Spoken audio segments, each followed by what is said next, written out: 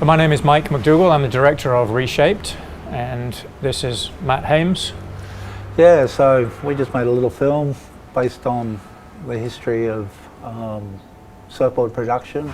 The film is about the way that surfboard shaping developed through the 70s, the 80s, into the 90s, and the requirement for almost consumable boards and the effect that had on shapers like Matt. People became familiar with names like Kelly Slater, Rob Machado, and guys would go and they'd buy the latest surfboard that Kelly Slater is surfing, which is like this thin and is okay for a guy who's 65 kilos, and then they can't surf. Matt was talking very much about the fact that you see this all the time. You should say that, Michael, because when Kelly was at his prime and he was riding boards that were, 6 foot, 6'1", under 18 inches wide, 2 1/16 inches thick, which was just like Wather. And I'd have guys come into my factory and they wondered what Kelly was riding.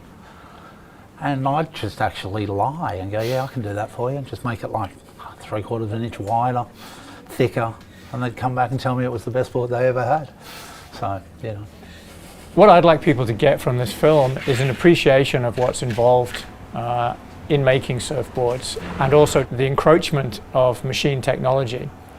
When I walked away from the whole shaping thing, it was because the machines were getting involved, and to me it kind of just took the craft and the actual skill out of it, and all of a sudden there was just lots of guys that were producing surfboards of like reasonable quality, and so and so that was it. And I probably shouldn't have been so pig-headed, and I should have probably run with the technology, but at the end of the day, I'm a purist. But to be able to sit down with somebody and actually get them to come clean and talk about exactly how they do surf, and I mean, it'll just advance their surfing. I mean, I see guys out there that are just incapable of riding the product that they've chosen to buy.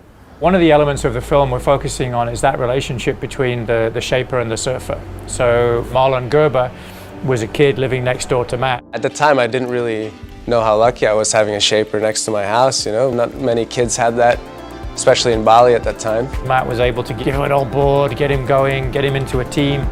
I had the good fortune to have Tom Richardson, award-winning DOP, assist me with the project, and very glad to be able to get Sean Gilhooly to collaborate with us and use a lot of his footage. This film started off as what we thought was going to be a quick piece talking about how Matt got back into shaping surfboards and a feeling for the art.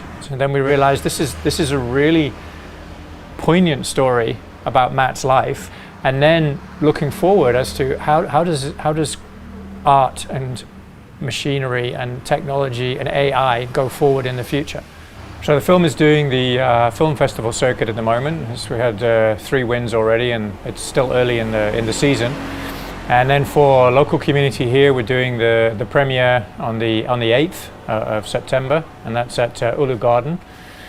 And that'll be the first time the film's been shown to the public. Nice local establishment, Ulu Roots. The band is going to play.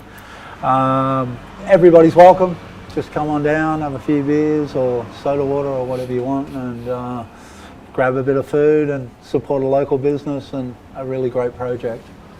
After that, we'll be looking for collaborators and sponsorship to see if we can go on and produce the longer documentary about the evolution of surfing in Bali.